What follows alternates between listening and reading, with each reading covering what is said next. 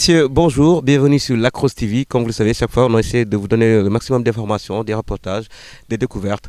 Alors aujourd'hui, nous sommes avec Donny Kando et Youssouf Fabiola.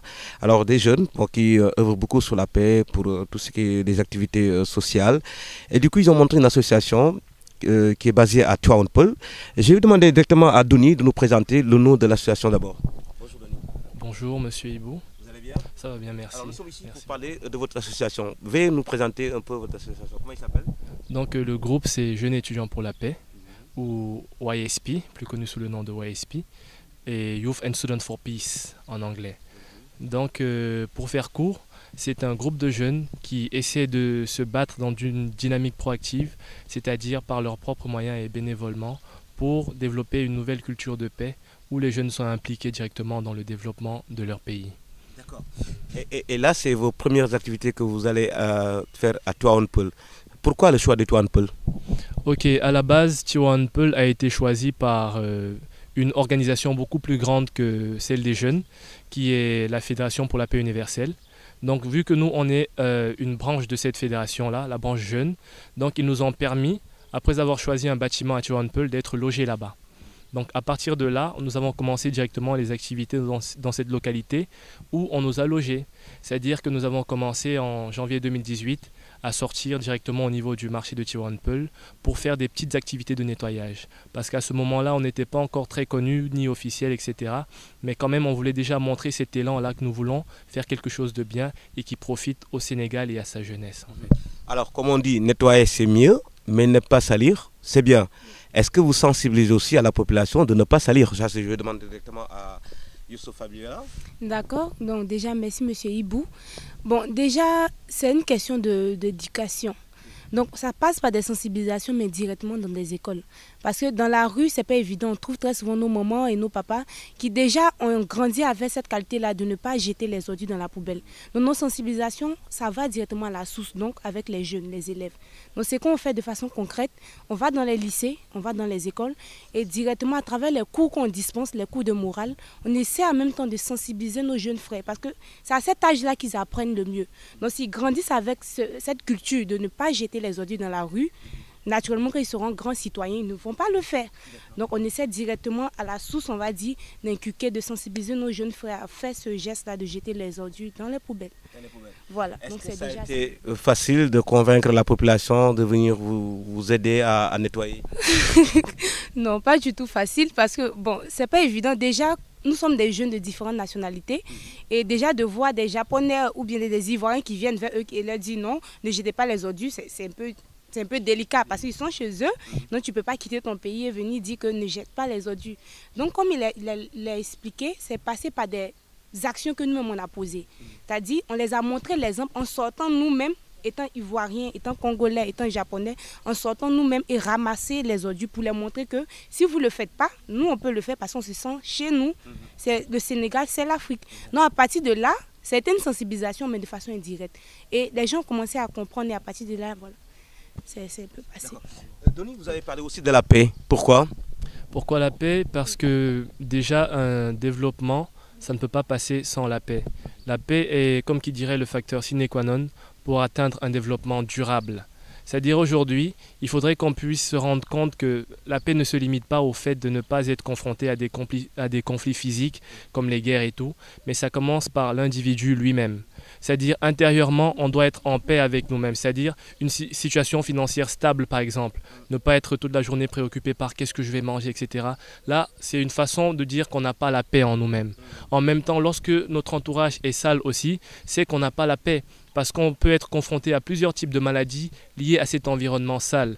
Dans nos mentalités, si on n'est pas prêt à aller vers l'autre, s'ouvrir, on n'est pas en paix parce qu'on ne sait pas, cette personne-là, est-ce qu'il veut du bien pour moi, etc. etc. parce qu'on n'a jamais appris à connaître cette personne. Donc pourquoi on parle de paix? C'est la vraie paix. C'est-à-dire un environnement propre, c'est-à-dire un endroit où tout le monde puisse se sentir chez lui et avec des frères et des sœurs. C'est-à-dire, quelle que soit ton origine, YSP, on est là pour ouvrir les bras à tout le monde, à tous les jeunes du monde entier, en commençant par le Sénégal, parce qu'on est au Sénégal, par le Sénégal, et leur montrer que on est tous des êtres humains, on est tous des frères, et c'est ça qui est vraiment la vraie paix qui amène le développement. D'où vient l'idée de YSP? Donc, YSP est originaire de la Corée du Sud, c'est-à-dire que notre fondatrice, c'est le docteur Hak Jae-moon. C'est une femme qui s'est beaucoup battue pour la paix et aussi elle a fait une visite ici en janvier 2018, aussi pour un grand sommet de la Fédération pour la paix dont j'ai parlé. Et en même temps, elle nous a légué maintenant, à nous les jeunes, de pouvoir aussi nous battre pour notre propre destin, pour la paix aussi, pour promouvoir la paix aussi en tant que jeunes. Et c'est grâce à cette idée qui est venue depuis la Corée du Sud et arrivée ici au Sénégal qu'on veut vraiment aller dans cette nouvelle dynamique où les jeunes peuvent être responsables et on peut leur confier cette mission-là de pouvoir construire une vraie culture de paix et de développement. Ouais, parce qu'on sait que les Asiatiques, en général, ils travaillent beaucoup sur la propreté, sur l'instabilité. Donc aussi, c'est des choses qu'on doit apprendre chez eux, il faut le dire, parce qu'ils ont la culture de la propreté. Je me rappelle quand il y avait une Coupe du Monde, je ne sais pas, en Corée, tu voyais comment les gens nettoyaient les stades, comment c'est cette propreté-là, aussi qu'on essaie de l'insérer sur la population locale. Alors, vous avez parlé des jeunes étudiants. Est-ce que ça concerne seulement les étudiants? Donc, si, par exemple, moi, je voulais venir participer, est-ce que... Voilà. Donc, par rapport à ça, la fondatrice nous a toujours dit que être jeune, c'est un concept. C'est-à-dire aujourd'hui, si on est quelqu'un qui est dans la vingtaine, la trentaine, la quarantaine, mais on est quelqu'un qui n'a pas de rêve et d'objectif, qui est toujours confronté à ses problèmes de tous les jours, qui n'essaie pas de voir au-delà et d'avoir un grand rêve pour sa société, on ne peut pas être considéré comme étant un jeune. Mais par contre, si même à 70 ans, on est déterminé et engagé pour notre pays, on est quelqu'un qui a un rêve pour le monde entier, c'est-à-dire un visionnaire en fait, là, malgré l'âge, on peut être considéré comme étant un jeune. Donc être jeune, c'est un concept et c'est chacun qui doit pouvoir dans une dynamique vraiment d'action se considérer comme jeune, ou sinon, même si on est dans une tranche d'âge très basse, si on se dit que non, moi j'ai autre chose à faire, etc., on n'a pas le droit d'être considéré comme étant un jeune, parce qu'un jeune, il est actif et il développe son pays. Mais vous n'avez pas encore répondu à ma question. Ma question, c'est de voir si je ne suis pas étudiant, est-ce que je peux être Moi, c'est très simple, comme le nom le dit, jeunes et étudiants pour la paix. Donc, il y a les jeunes, globalement, il y a les étudiants. C'est-à-dire que ce soit un étudiant ou quelqu'un qui n'est pas étudiant, s'il veut vraiment faire quelque chose pour sa nation, il peut faire partie de ce groupe qui est Jeunes étudiants pour la paix. À part cet événement que vous avez organisé sur l'instabilité et la propreté, faire des journées de nettoiement, quelles sont vos ambitions maintenant? Ok, donc après tout ce qui est environnemental, on a aussi le domaine social et culturel. C'est-à-dire, comme elle l'a évoqué tout à l'heure, nous avons une activité qui est l'éducation du caractère dans les écoles que nous faisons. Nous avons aussi une autre activité qui s'appelle Peace Designer.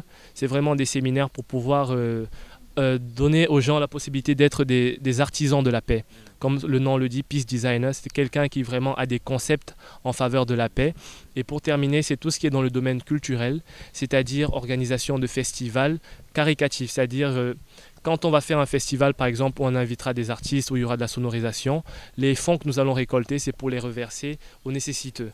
Donc c'est dans ce sens-là, dans cette même dynamique, de pouvoir, par nos idées, promouvoir un développement durable, c'est-à-dire faire des activités environnementales, sociales, éducatives et aussi culturelles. Et quand on parle toujours des étudiants, tu sais, les étudiants, ils ont toujours des idées sur la tête, surtout leur développement personnel, de leurs projets, qu'ils doivent faire, qu'ils vont devenir. Est-ce que vous les aidez un peu sur le développement personnel de leurs projets? Oui, effectivement, parce que chez YSP, la stratégie de fonctionnement, elle est très très simple. C'est-à-dire, c'est une forme de table ronde que nous créons. Et à travers, par exemple, notre activité de Peace Designer, on donne l'opportunité à tout groupe de jeunes du Sénégal qui a un projet de pouvoir avoir, comme qui dirait, une main d'œuvre pour réaliser ce projet-là, si vraiment ce projet profite à notre pays qu'est le Sénégal. Donc lorsqu'on se réunit, même si je viens d'un autre endroit mais qui fait partie du Sénégal, j'ai mon projet, on l'étudie ensemble avec YSP et tous les autres groupes qui font partie de YSP. Lorsqu'on se dit tiens, ça c'est quelque chose de bien pour notre pays, tous ensemble en tant que jeunes, on devient une seule personne, un seul corps et on réalise ce projet-là ensemble. Voilà. Fabio, vous allez me dire aussi qu'est-ce que c'est la représentation des filles, des jeunes étudiantes dans cette association? Est-ce qu'il y a beaucoup de... Bon, on va dire par rapport aux différents pays, chaque pays a sa réalité. Peut-être plus en Côte d'Ivoire, donc je suis ivoirienne, je viens de la Côte d'Ivoire. Là-bas, les filles sont beaucoup, on va dire, entreprenantes.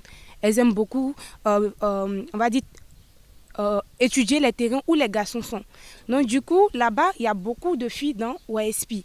Mais ici, par contre, c'est un peu difficile, c'est plus la dynamique des garçons, des garçons. Mais à YSP aussi, on essaie de, on va dire, d'avoir un esprit un peu compétitif avec les garçons. Donc il y a autant de filles que de garçons. Et chose bizarre, il y a plus de filles à YSP Sénégal que de garçons. Ah ouais. Donc oui.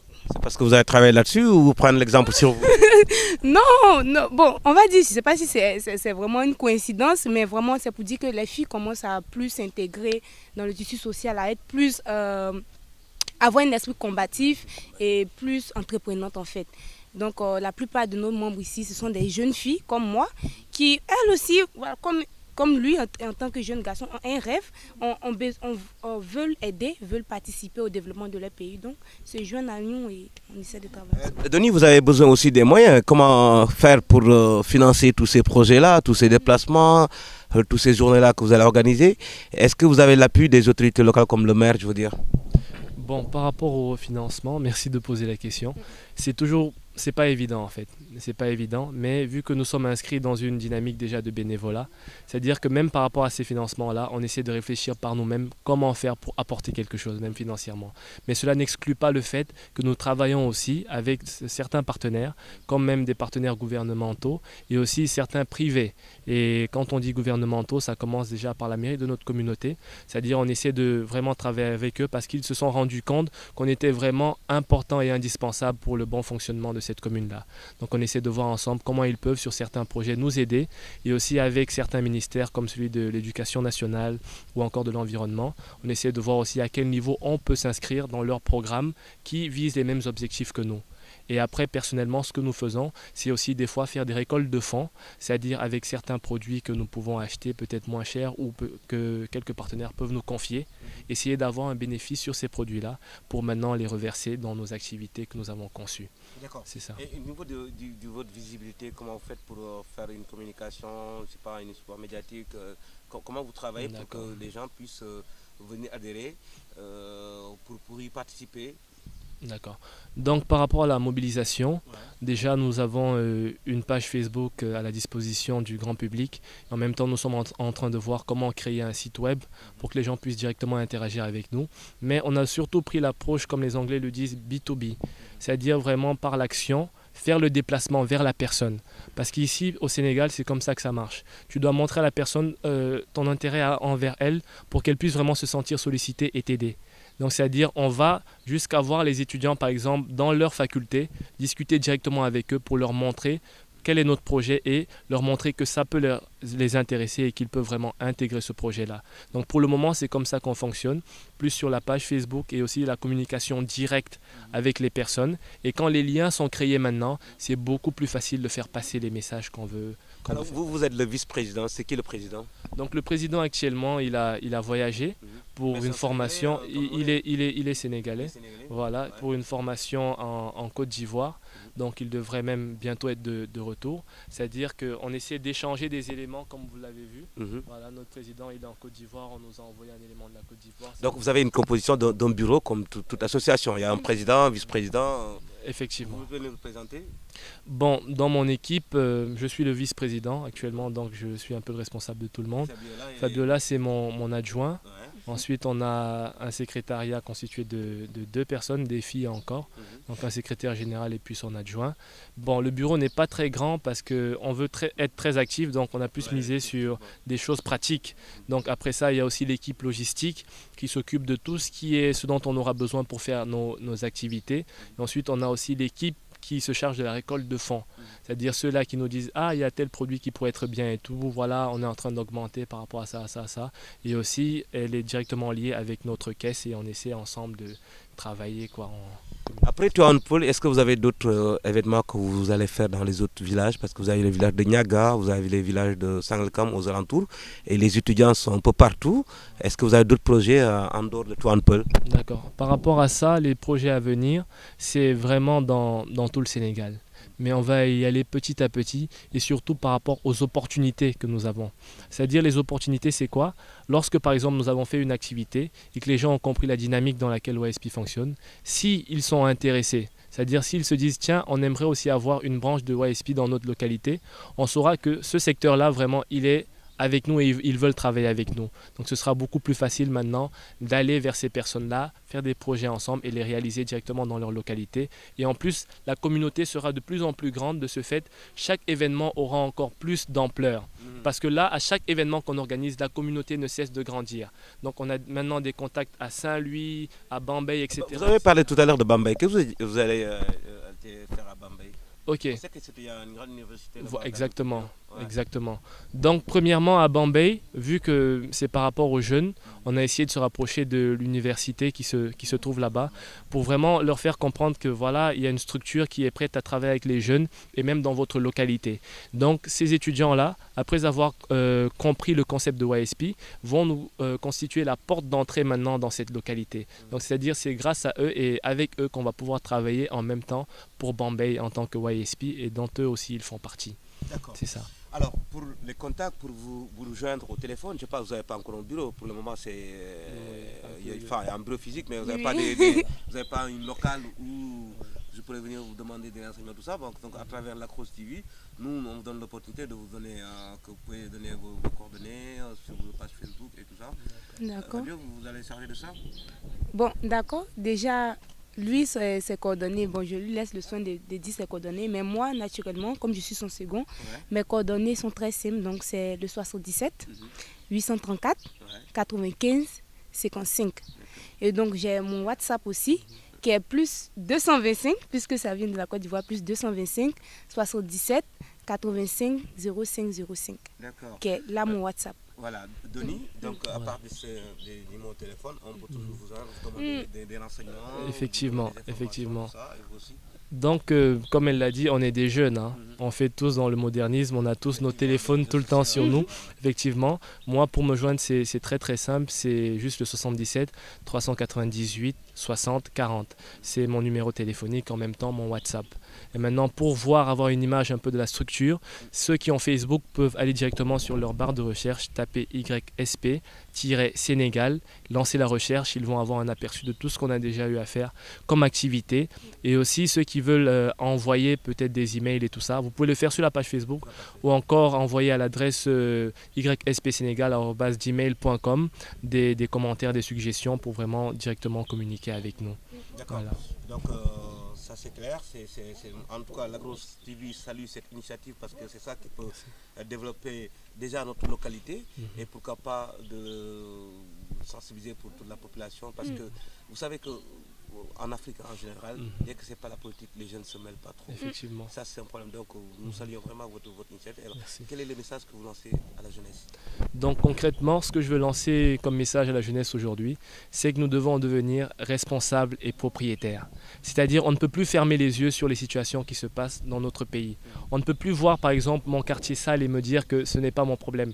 Effectivement, c'est mon problème et je dois me mêler de ça pour que mon pays puisse être développé. Donc la jeunesse, ce n'est qu'une période de notre vie. Un jour, nous serons amenés à avoir beaucoup plus de responsabilités, mais nous devons pouvoir dire que moi, dans ma jeunesse, j'ai pu accomplir ça, ça, ça, et c'est grâce à moi qu'aujourd'hui, il y a tel résultat. Donc j'invite vraiment les jeunes à pouvoir plus se rapprocher de la structure Jeunes étudiants pour la paix, pour qu'ensemble, nous puissions réellement construire une nouvelle culture de paix et de développement et un Sénégal meilleur par la même occasion. C'est ça. Un petit mot, Fabio, pour finir? En tout cas, dans la même dynamique, je veux déjà dire merci à l'Across TV pour cette interview et dire naturellement à mes jeunes frères que, comme il a dit, la jeunesse c'est maintenant. C'est cette période que nous avons où nous sommes valides, où nous avons la force de pouvoir directement sur le terrain nous battre. Donc n'utilisons pas seulement cette jeunesse-là pour notre propre plaisir, pour notre propre bien. Utilisons aussi cette jeunesse-là pour pouvoir servir, aider et développer notre nation. Donc c'est un peu ça. D'accord. Merci. Mais écoutez, merci messieurs dames et puis l'Across TV suivra toutes vos activités et nous serons de votre côté aussi pour essayer de donner le maximum d'informations. Donc c'était l'invité du jour. Mesdames et messieurs, merci d'avoir suivi sur l'Across TV.